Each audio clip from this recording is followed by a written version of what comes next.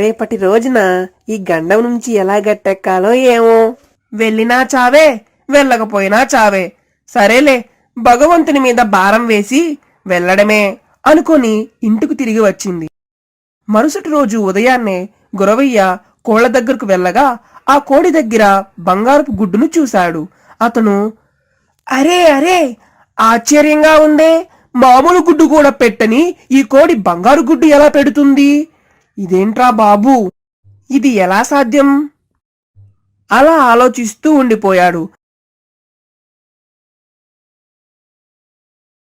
మరుసటి రోజు కూడా ఆ కోడి మళ్ళీ బంగారు గుడ్డును పెట్టింది.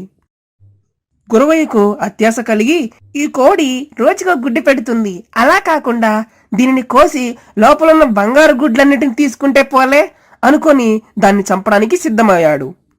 కోడి తనలో, ఓరి ముదృష్టపోడా,